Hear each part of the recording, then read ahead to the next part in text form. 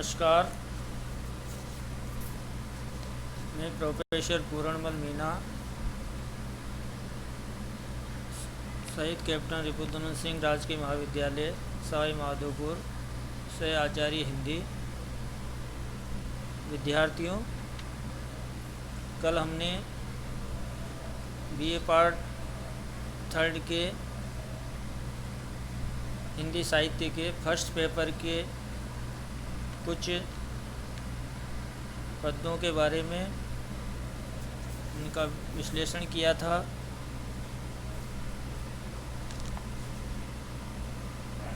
उसी को आगे बढ़ाते हुए आज हम उसी चर्चा को फिर से जारी रखेंगे।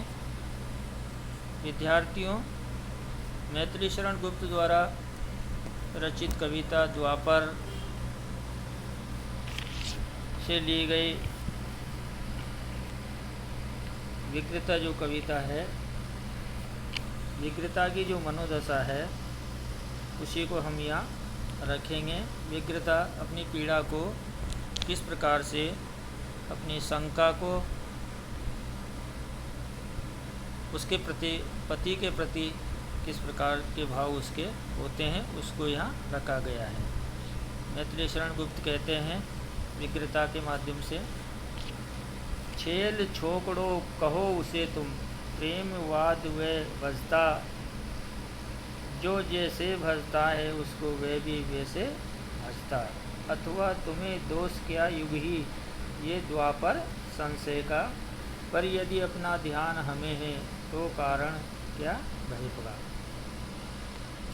क्योंकि उसका जो पति है वो उस पर शंकाएं, संदेह करता है, उसको माध्यम बनाती हुई जो विकृता है, उसकी पत्नी है, वो कहती है कि ये तो मनुष्य का मन है, नटखट, छेल छबीला जिसको कहते हैं हम, जिसके मन में हमेशा से ही संदेह, झंकृत वाला प्रेम जो रूपी वाद्य यंत्र है जो बजता रहता है, तो सरस प्रेम की मूर्ति भी बताया गया है। और कहती है जो जैसे बजता है उसको वैसे ही बजता है। कहते हैं कि श्री कृष्ण भगवान को जिस रूप में व्यक्ति उसका भजन करता है, गुणगान करता है, उसको उसी रूप में वो अपनाते हैं, स्वीकार करते हैं। तो विकृता कहती है कि वैसा ही मैंने किया है, मैं भी श्री कृष्ण के पास गई, इसमें मेरा जो आचरण है तनिक मात्र भी दोषहीन नहीं है, यानी दोषपूर्ण नहीं है, इसलिए मेरे आचरण पर किसी प्रकार का कोई संदेह करने की आवश्यकता नहीं है। कहती है अथवा तुम्हें दोष क्या युगी ये द्वापर संसर्ग है, आपका ही दोष नहीं है, ये तो द्वापर युग से चला आ रही परंपरा है। और ये अंत में कहती है यदि अपना ध्यान हमें है तो के कारण क्या भय का है। वो कहती है कि यदि हमें अपने चरित्र की निर्मलता, स्वच्छता, स्वच्छ विचारधारा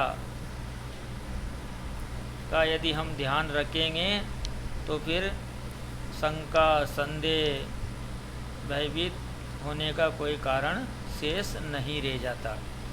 इसलिए बिना किसी कारण के संदेह करना मनुष्य के लिए हानिकारक बताया है। तो इसमें जो विकृता है उसके माध्यम से कवि मैथिली शरण गुप्त ने आचरण की पवित्रता पर बल दिया है, और जो द्वापर युग का जो प्रतिक्रिया है, जो क्रिया है होती है, उसको भी यहाँ पे बताया गया है। यमक अलंकार जो है यहाँ बताया गया है। अगली, हुए वत्स धेनुक वध सेवे, गो घातक हत्यारे, तुम सूची पशु बलि पर ही जिसके सप्त तंतु है सारे, वत्स न था वे बाघ और वे धेनुक था कर दानव, लोक यज्ञ में ऐसी बलि दे हो तो ऐसा मानव, ऐसा मनुष्य होना चाहिए, उसका आचरण कैसा होना चाहिए, उसके बारे में यहाँ पे जो है विकृता अपनी बात रखती है।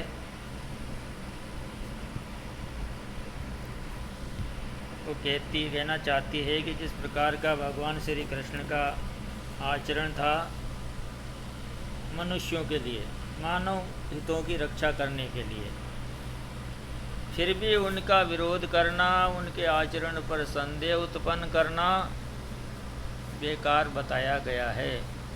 उसी बात को यह विकृता अपने पति से कहती है। वे वत्स देनुक वध से वे गो घातक हत्यारे, कि श्री कृष्ण भगवान ने भी बछड़े और गधे का वध किया, क्या इसे वो गो हत्या करने वाले, विनाश करने वाले पापी हो जाते हैं? और तुम शुचि पशु बलि पर ही जिनके सप्त तंतु है सारे, यदि तुम प्रतिदिन प्रतिबल पशुओं की बलि देते हो तो क्या सारे यज्ञ पशु बलि से संपन्न होंगे? क्या तुम पवित्र हो जाओगे? लोक यज्ञ में ऐसी बलि दे हो तो ऐसा मानो, क्योंकि जो श्री कृष्ण द्वारा जो बछड़े का वध किया गया था वे बछड़े के रूप में बाघ था, बछड़े के भेष में असुर था। धेनुक कहते हैं हम गधे को, उसका पूरा नाम था धेनुकासुर, जो असुर था, राक्षस था। उसको मार करके श्री कृष्ण ने संसार का हित साधा था, रक्षा की थी। तो क्या तुम इस संसार में श्लोक हित में ऐसी बलि दे करके क्या परोपकारी बन सकते हो? क्या लोक यज्ञ में ऐसी बलि देने से ही मानव कल्याण हो सकता है? इस प्रकार विकृता श्री कृष्ण की कथा का भी यहाँ पे समझाने का प्रयास करती है।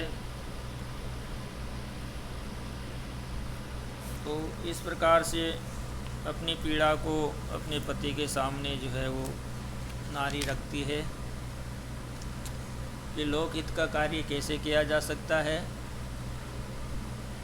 उसको यहाँ पे चरितार्थ किया गया है।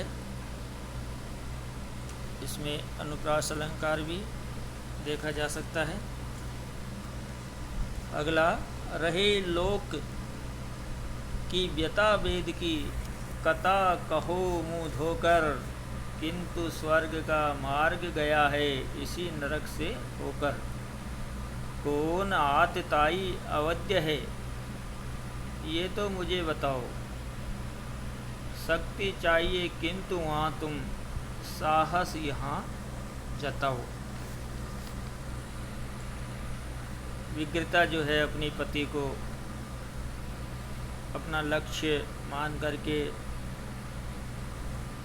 क्या कहती है,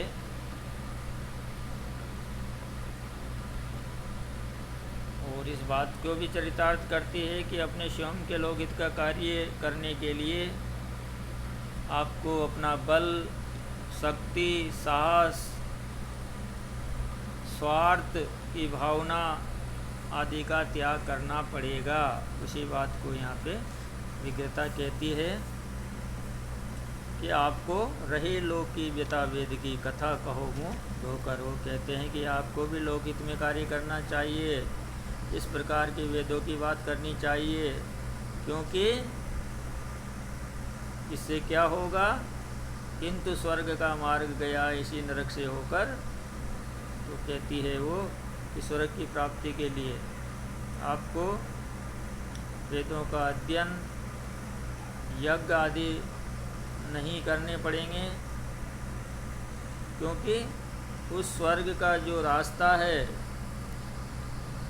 इस नरक धरती से ही होकर के निकला है। तो इसका तात्पर्य ये है कि मनुष्य का जो आचरण है वो केवल मानव कल्याण के श्रेष्ठ कार्य करने पर ही स्वर्ग की प्राप्ति हो सकती है। शक्ति चाहिए, किंतु वहाँ तुम साहस यहाँ जताओ। आगे कहती है कि आतंककारी जो भावनाएं हैं, जो विचार है, जो अत्याचारी है, वो वध करने के योग्य नहीं होते हैं। ऐसे पापियों का वध करने के लिए साहस और शक्ति चाहिए। केवल मात्र नारी को दबाना, उसे प्रताड़ित करना ही ये साहस के योग्य नहीं है। यानी अपनी शक्ति का उपयोग किस प्रकार से करना चाहिए, कैसे उसका रास्ता होना चाहिए, रोग कल्याणकारी होना चाहिए, कल्याणकारी की भावना उसमें होनी चाहिए, तो ही जा करके ये उचित प्रतीत होगा। तो नारी को जो अबला की बात कही गई है, अबला सबला जो नारी को बताया गया है, वो उसको एक निंदनीय कार्य बताया जाता है। तो इस प्रकार की सोच को त्यागने की आवश्यकता है। तो यहाँ पे अपने आप को विक्रेता ने अपने पति पर आरोप प्रत्यारोप लगाया है। अंतिम में विद्यार्थियों, हाँ गाली दो तुम उसको भला और क्या दोगे, निंदक सही परंतु अंततः तुम उसके ही होंगे। वेद उसी को तो गाते हैं, धिक वक्रोक्ति तुम्हारी, नहीं वे तो खोज उसी को रोते हैं बलियारी। मित्रों, इसके बारे में कल हम चर्चा करेंगे। नमस्कार।